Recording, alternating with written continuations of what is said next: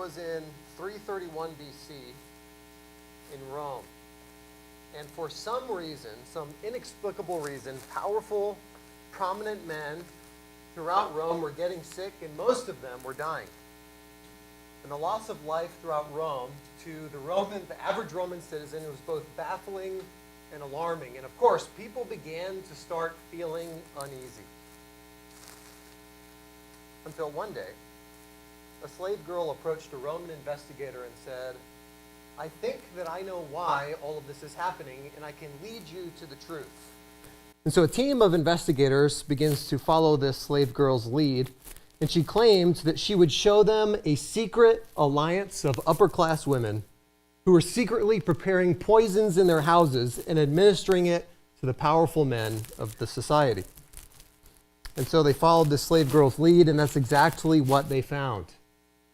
And the accused women were dragged into the central square where they swore that they were not indeed preparing poisons for the men, but they were preparing medicines for the men.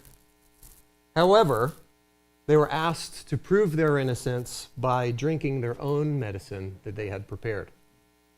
They drank the medicine and quickly died, proving their guilt. In the weeks that followed, 170 women were found to be implicit and involved. It was a massive Roman scandal, but in the end, the perpetrators were brought to justice. Seems like a crazy, kind of unbelievable story, doesn't it? Although it is recorded as part of Roman history by the historian Livy, who just so happened to live 100 years after this event. And so he recorded those events as he was told to record them, but he had his own suspicions. And Livy, as well as other historians after him who looked into this event, came to the conclusion that this was a conspiracy theory that in fact never happened, regardless of the fact that it was recorded as part of human history, which led historians to ask the question, where do conspiracy theories come from? And not only where do they come from, but why do certain conspiracy theories seem to go the distance and others do not? And they proposed that one of the reasons why conspiracy theories exist, why they come about, and why they gain popularity is for the following reason. Now, before I tell you the reason, this is one of the many reasons. There are many conspiracy theories to which we have no idea where they come from. And your guess is as good as mine, probably because I haven't looked that deep into it. I have absolutely no interest in it. But this is not the explanation for certain ones, such as we are ruled by a secret society of lizard people. Your guess is as good as mine as to where that comes from, but there is a small group of the population that does indeed believe those kinds of random things.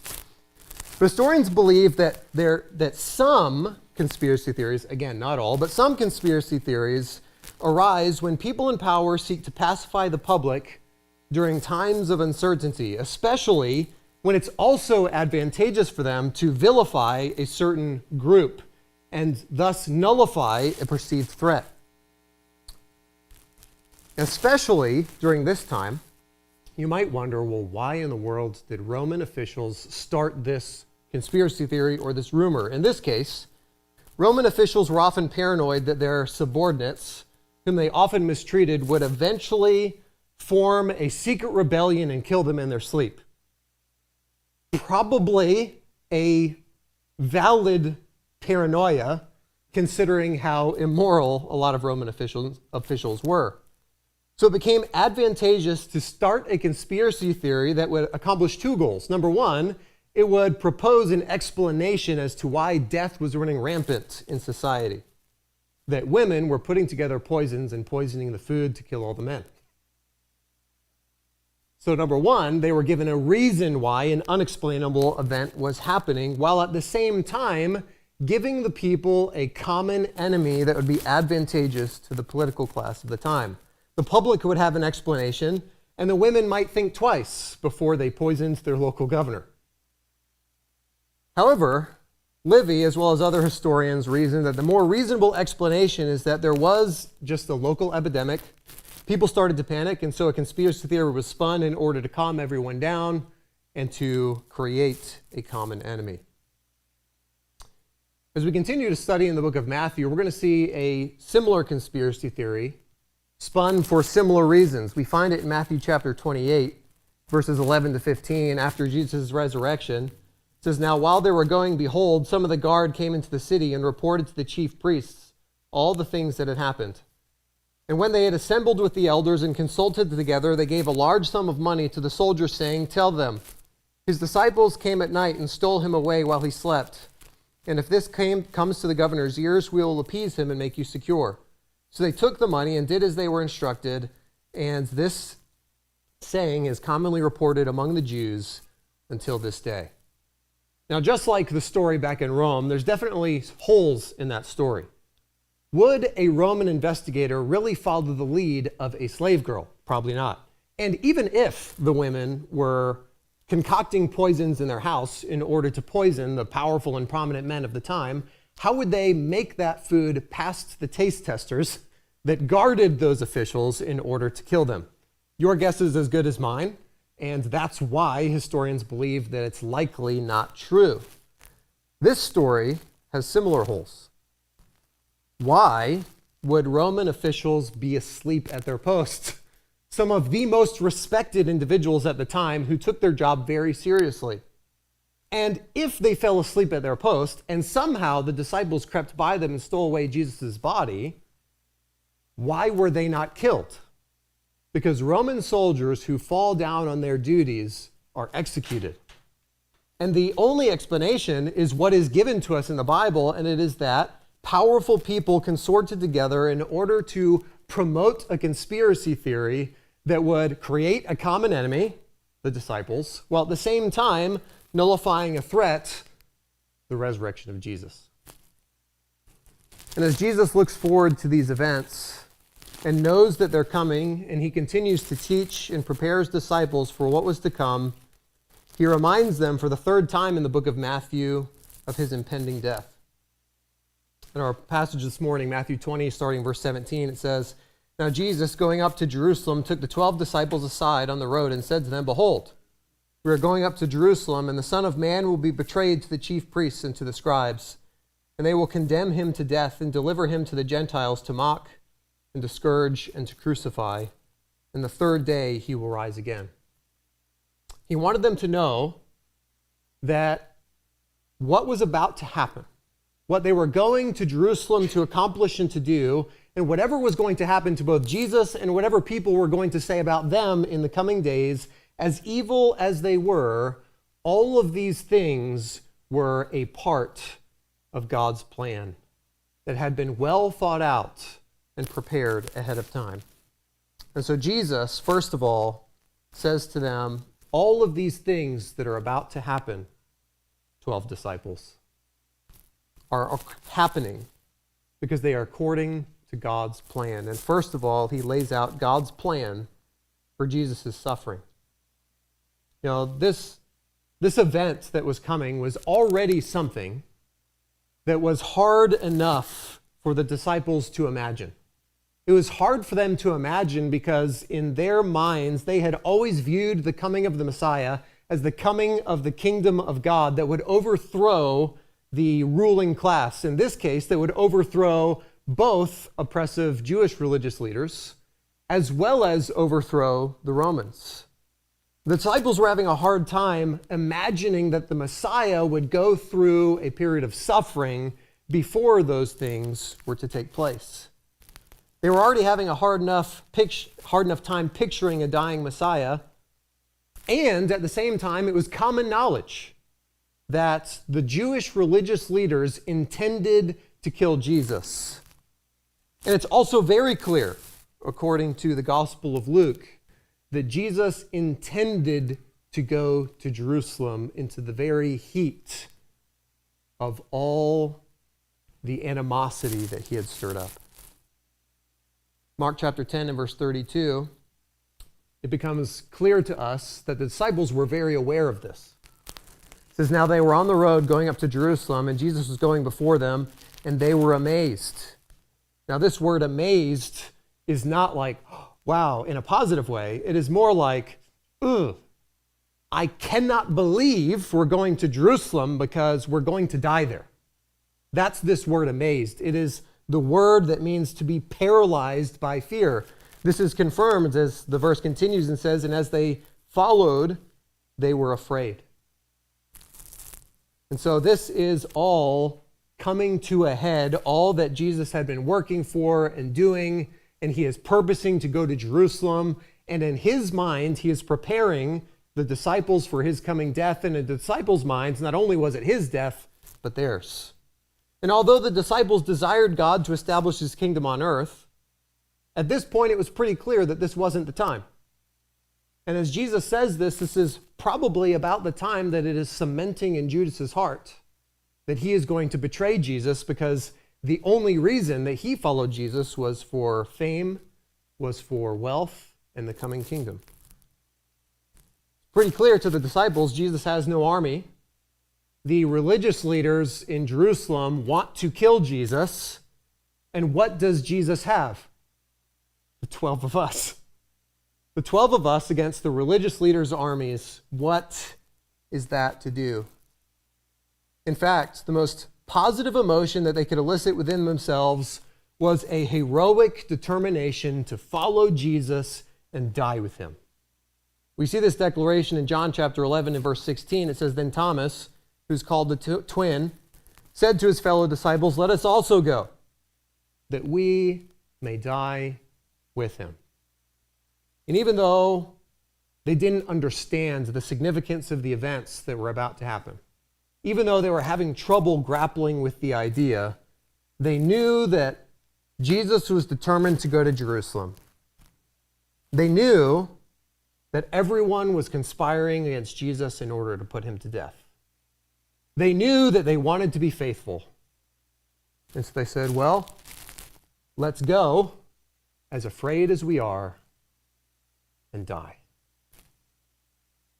In this case, the disciples were right, sort of, in the fact that Jesus would die. They were wrong in the fact that they would die. But to go to Jerusalem was certain death for Jesus.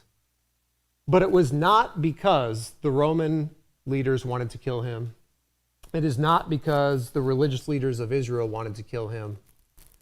The only reason that it was certain death for Jesus was because it was the predetermined plan of God from the foundation of the world.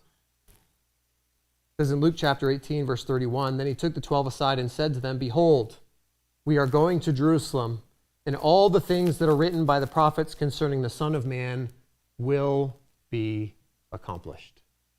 And Jesus, referring to himself as the Son of Man, positions himself as the true Messiah and says all the things that are prophesied about the Son of Man will be accomplished. And as is not surprising, most Jews had a kind of selective hearing when it came to Old Testament prophecy about the Messiah. They believed everything about the victory and the conquering of oppressors and the wealth that Messiah would bring, which he will. That part of it just hasn't happened yet. But they kind of ignored all the parts about the suffering Messiah. But Jesus wants to cement in the disciples' minds that everything that is about to happen is part of God's plan. It serves God's purpose, and this is God's time. For example, according to Zechariah, it was prophesied that the Messiah would enter Jerusalem on a colt. It says, rejoice greatly, O daughter, O Zion. Shout, O daughter of Jerusalem. Behold, your king is coming to you. He is just and having salvation, lowly and riding on a donkey, a colt, the foal of a donkey. It was prophesied in Zechariah 11:12 that he would be betrayed for 30 pieces of silver. Then I said to them, says in that verse, if it is agreeable to you, give me my wages, and if not, refrain. So they weighed out for my wages 30 pieces of silver. It was prophesied in Zechariah 13:7 that he would be deserted by his friends. It says, awake, O sword, against my shepherd, against the man who is my companion, says the Lord of hosts. Strike the shepherd, and the sheep will be scattered. Then I will turn my hand against the little ones. It was prophesied that in his death, the Messiah's bones would not be broken, according to Exodus chapter 12 and verse 46, when speaking about the unblemished sacrificial lamb that was to be eaten at the Passover. In one house it shall be eaten. You shall not carry any of the flesh outside the house, neither shall you break one of its bones, because the sacrificial lamb in the Old Testament was a type, a picture of what was to be accomplished on the cross through the sacrifice of Jesus. According to Psalm chapter 22 and verse 16, both his hands and feet would be pierced. It says in Psalm 22:16, "For dogs have surrounded me, the congregation of the wicked have enclosed me, they have pierced my hands and my feet." According to Psalm 22:18, that they would cast lots for his garments. It says that they divided my garments against them, and for my clothes they cast lots. According to Psalm 69:21, he would be given vinegar to drink. According to Psalm 22:1, he would cry out in pain, my God, why have you forsaken me?" According to Psalm chapter 16, verse 10, it says that he would not only be killed in these ways, but that he would also rise from the dead. "For you will not leave my soul in Sheol," or death. And that eventually he would arise and ascend up into heaven. It says in Psalm 110:1, "The Lord said to my Lord, sit at my right hand till I make your enemies your footstool." This was the very purpose of Jesus' life. It is no mistake that the very earliest recorded words that we have of Jesus were, "Do you not know that I must be about my Father's business?" And the very last words that he spoke before his death on the cross were, "It is finished." The very plan, the very work of the Father that was planned for Jesus was what he was going to Jerusalem to do, to die on the cross. More than that, this was the entire focal point and driving force of history. From the moment Adam and Eve sinned, a sacrifice was made to cover their sin. During the greatest salvation story of the Old Testament, which is the Exodus, God commanded that an unblemished lamb be sacrificed and eaten as a symbol of what God would eventually do on a grander scale. Throughout the Old Testament, sacrifice was the focal point of worship when approaching a holy God, so that man would be continually reminded of his sinful state. But none of those sacrifices were sufficient. Hebrews tells us that they were sacrifices that had to be repeated over and over and over again. Those were sacrifices that could not eliminate sin. They were only sacrifices that could cover guilt in a temporary way. And really, more of their function was to continually remind men, this is the cost of your sin.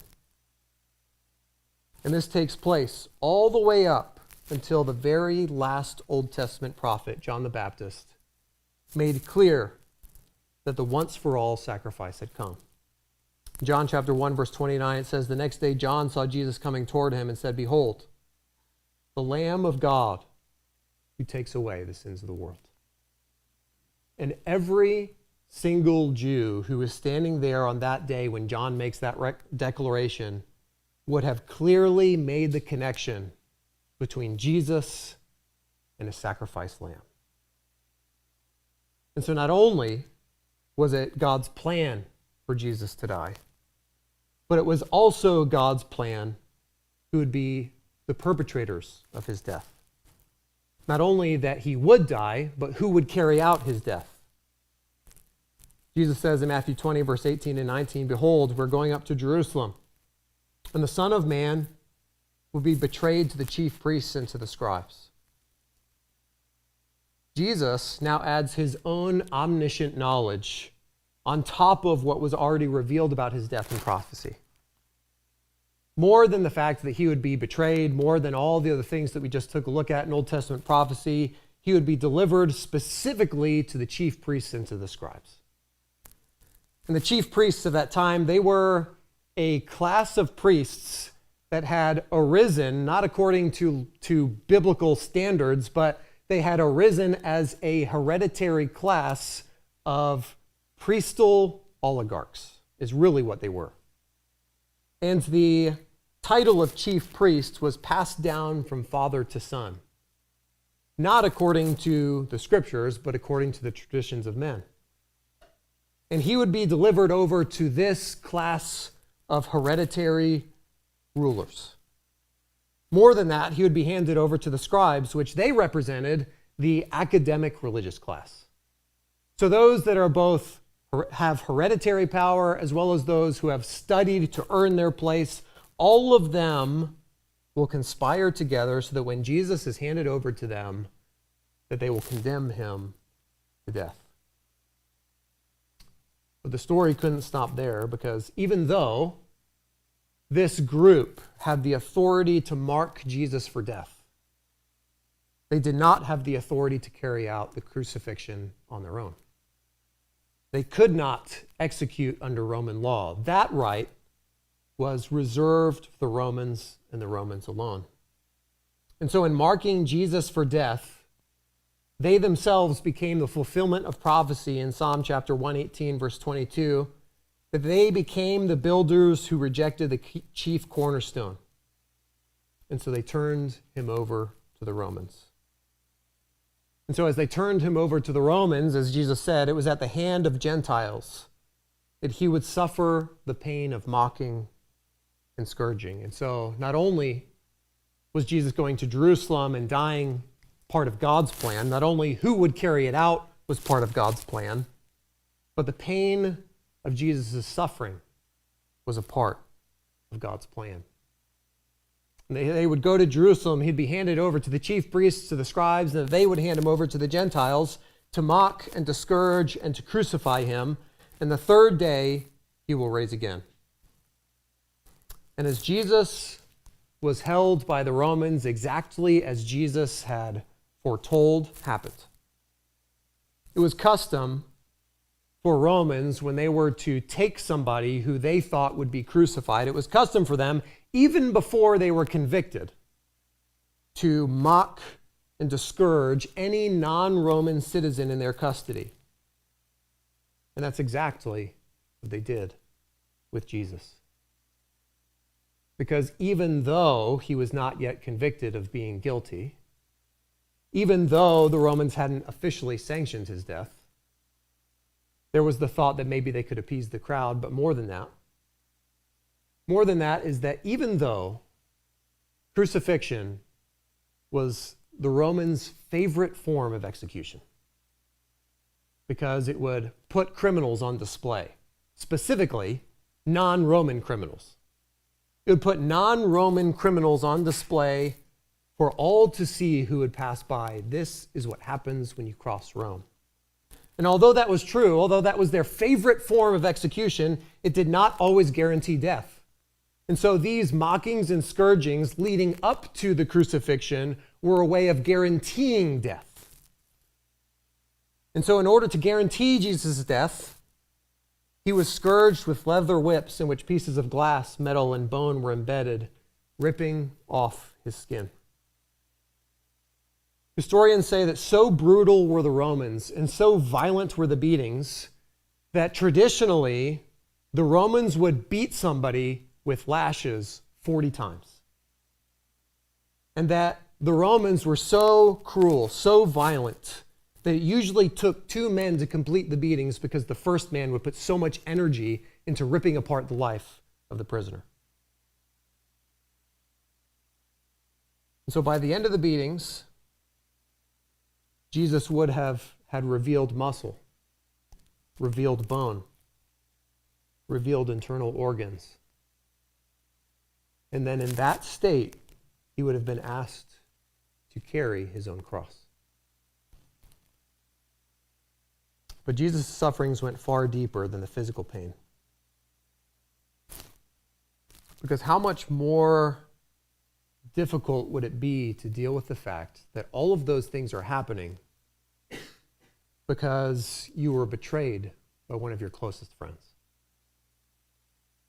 You know, one of the deepest pains that people describe experiencing is that when somebody who is supposed to love them, their inner circle, their family, their closest friends, when someone who you trust betrays you. And not only did one of Jesus' closest friends betray him, but he betrayed him with a sign of friendship. all the way up until the end, Judas was pretending to love Jesus. Not only that, but the very people that he came to save, Jesus repeated all throughout his ministry that the things that he was doing was for the purpose of saving the lost sheep of the house of Israel. But yet, he suffered the pain of rejection. That the very people he came to save are the very people who rejected him the most. Not only that, but he suffered the pain of humiliation. That he would be put up on a cross, which was a sign of a common, non-Roman criminal. Crucifixion was too violent, too bloody for even Romans to be executed that way. Romans had alternate means of executing other Romans. This was the most degrading, the most humiliating, the most public form of prolonged execution that the Romans could imagine. And so he suffered the pain of humiliation. Not only that, he suffered the pain of unjust guilt. The Bible tells us that he who knew no sin became sin for us. That Jesus' infinite hatred for sin was overcome by his infinite love for you, for me. Not only that, he, probably the greatest pain of all, suffered the pain of being stricken by his own father. It says in Isaiah 53:10, "Yet it pleased the Lord to bruise him." This, again, goes back to the fact that the crucifixion of Jesus was God's plan all along. That historians have written pieces on who killed Jesus. Was it the Jews? Was it the Romans? The absolute truth is that Jesus was put to death by his own Father. Not to be left there, for sure, because the Father loves Jesus. But he was put to death by his own Father. This was God's plan to make him an offering for sin. It says, "Yet it pleased the Lord to bruise him. He has put him to grief. When you make his soul an offering for sin, he shall see his seed, he shall prolong his days, and the pleasure of the Lord shall prosper in his hands." And even though it is the Lord that puts the plans out for the crucifixion of Jesus, it is the Lord that empowers officials in order to crucify Jesus, it is not that God wants to see the pain of Jesus. That is obviously not true. Why did it please the Lord to bruise him? It pleased the Lord to bruise him because he made him an offering for your sin and for mine. And then lastly, he suffered the pain of death. Something that truly is only reserved for sinners. And yet, even though he'll be crucified, Jesus does give them hope. It says, "But yet, on the third day, he will rise again." It's no wonder that when he rose from the dead, those in power would spread conspiracy theories discrediting his resurrection. There is nothing more frightening than if you were a religious leader who claimed to serve God, and when God comes and lives in your midst, you reject him and put him to death. There would be no greater proof that Jesus is God than if all of the religious leaders of the world were to conspire against you and put you to death, but yet even that cannot defeat you. There would be no greater testament that he truly is God, and yet that's exactly what the resurrection proves. And so when he raises from the dead, it is no wonder that those in authority and those in power would spread conspiracy theories about him that, hey, no, it is just that the Romans fell asleep. But wait a minute. I saw that guy, right? That Roman soldier was one of the guards. Shouldn't he be dead if he fell asleep? No. Because the disciples are just that sneaky and that bad that the Roman government forgave their own men for falling asleep, which is a very unlikely story. It's no wonder that they would spread those theories about Jesus, but Jesus, even now, is future pacing his disciples. This is exactly what's going to happen. And when it happens, have hope. I will rise again the third day.